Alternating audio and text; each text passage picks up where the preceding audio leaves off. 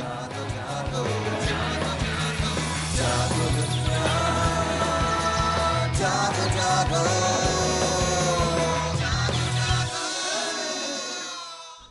Back to जागो दुनिया। मैं हूं फारूक हसन, मेरे साथ मौजूद है सुंदर Jamil and we have the dashing Humayun Akhtar Khan with us. Humayun भाई, मुझे ये बताएं, एक स्कूल ऑफ थॉट है जो ये कहता है कि पॉलिटिक्स में बेसिकली ये होता है कि आप एक हल्के में ग्रो अप करते हैं, वहाँ पे काम करते हैं, and then you know the people, then people elect you and you make it to the assembly and then you decide the fate. आपके हवाले से आप कनाडा में थे, पढ़े, जब यूथ में आप चले गए वहाँ पे रहे, आप फिर पढ़े थे और फिर आप वापस आए Pakistan and then you enter politics. कोई आपकी रूट्स जो हैं पॉलिटिक्स में, कोई आपका बैकग्राउंड नहीं था, ये नहीं थी कि एक विरासत में एक सीट चलती आ रही, जी दादा भी थे, मरूसी सियासत जिसे कहते हैं। किस तरह से आपकी एंट्री पॉसिबल हुई एकदम आते साथ ही? और आप 6 इलेक्शन लड़ चुके हैं जिनमें से 5 आप जीते और सिर्फ ये लास्ट वाला इलेक्शन जो आप हारे, कैसे मुमकिन हुआ ये?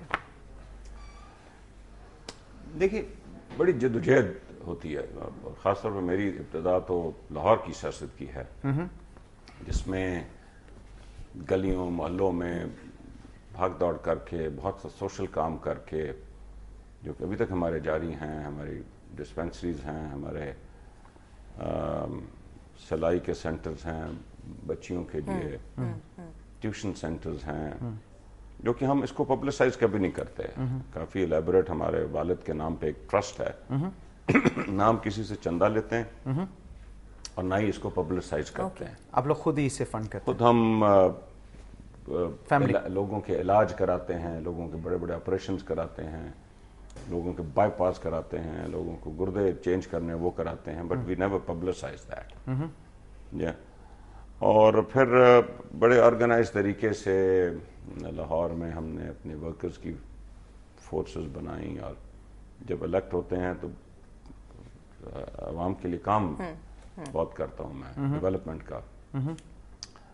तो ये अपना एक दूसरा ये कि साफ शफाफ सियासत, क्योंकि हमारा ताल्लुक किसी कब्जे ग्रुप से नहीं होता, हमारा ताल्लुक, हम कोई कॉलोनियाँ नहीं बना रहे होते और हाउसिंग स्कीमें कभी नहीं बना रहे होते, आपने कभी नहीं सुना होगा।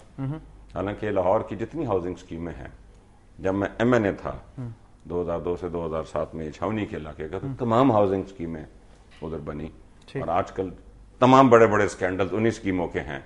लेकिन आपने मेरा कभी नाम नहीं सुना, क्योंकि मैं एक चप्पा, एक फुट कभी मैंने इधर नहीं खरीदा। लेकिन मैं भाई, शुगर मिल्स के हवाले से आपकी फैमिली का नाम जरूर आता है, क्योंकि आपकी फैमिली की शुगर मिल्स हैं, और शुगर क्राइसिस कुछ ऐसी हमारे मुल्क की किस्मत है कि हर साल ही होता है, एक नोन चीज़ है, फिर भी होता है, डिमांड सप्लाई जो भी इशू है, और उसमें 120 रुपये तक अभी गई हुई थी चीनी, अब थोड़ा आहिस्ता आहिस्ता नीचे आ रही है। उस हवाले से कहा जाता है, I am not pinpointing you only, लेकिन जितने भी हमारे शुगर फैक्ट्री, शुगर मिल्स जिनकी हैं, वो बेसिकली उन पे आता है कि जी ये इनकी एक इन्होंने बनाया हुआ है माफिया, और ये लोगों को जो है लाइक उनसे ये सारा जो है निचोड़ लेते हैं, लोगों को, गरीब अवाम को स्पेसिफिकली। व्हाट डू यू से टू दैट? मैं 2-3 आपको, मैं चीनी पे ज़्यादा बोलता नहीं, क्योंकि ये हारून भाई देखते हैं, मेरे भाई हैं हारून, जो कि उसको समझ है इसकी ज़्यादा। 2-3 चीज़ें आपको कहूँगा। जनरल परसेप्शन की बात ना करें, इसमें सबसे बड़ी वजह हुकूमत की नाअहली होती है। जब एक चीज़ मुल्क में कम बनेगी और आप उसका इंतज़ाम ना करें, बाहर से मंगा के सही टाइम पे, बाहर की मार्केट स्टडी करके, तो उसकी कमी पैदा होगी। जब कमी पैदा होगी तो कीमतें शूट करेंगी।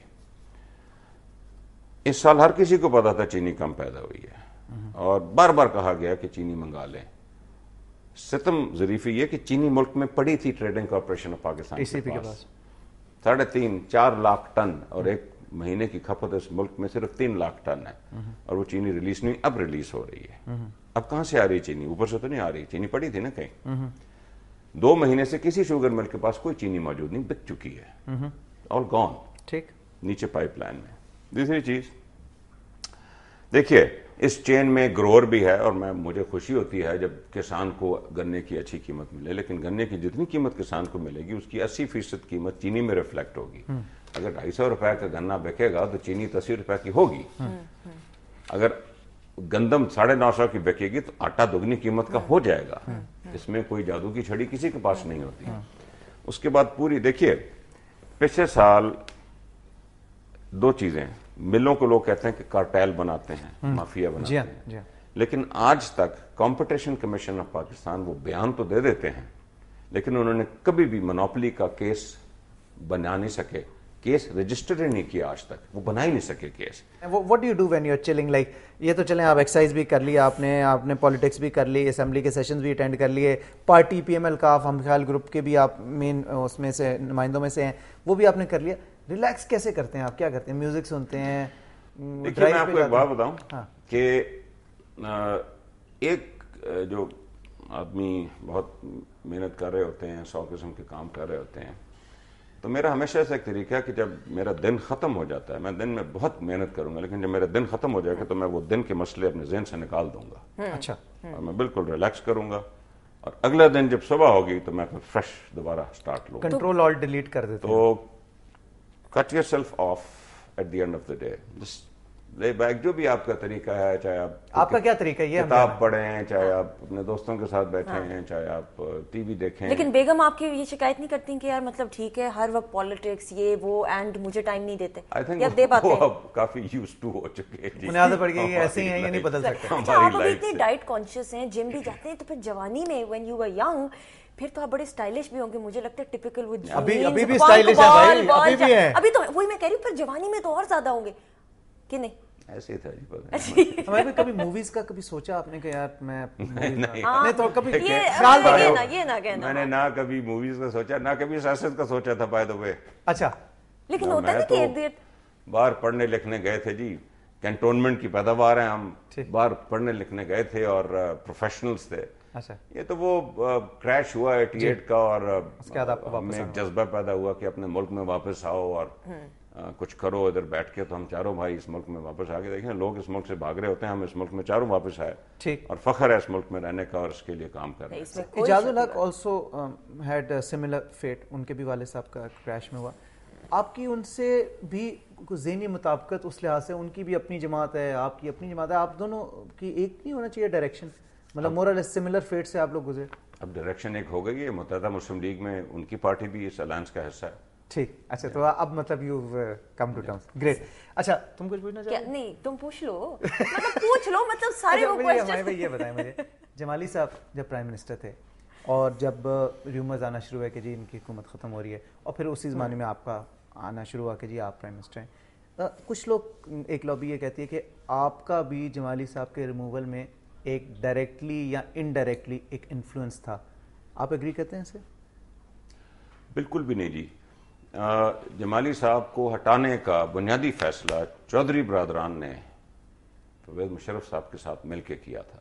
ओके, ये जो फैसला हो गया था, मैं तो सीन में तब लाया गया था ना कि भी आप एक पॉसिबल कैंडिडेट हैं, ठीक, और बेसिकली बात ये थी कि भाई टेक्नोक्रेट हो या पॉलिटिशियन हो। मैं पॉलिटिशियन की उस कैटेगरी में था और शौकत अजीज साहब टेक्नोक्रेट की।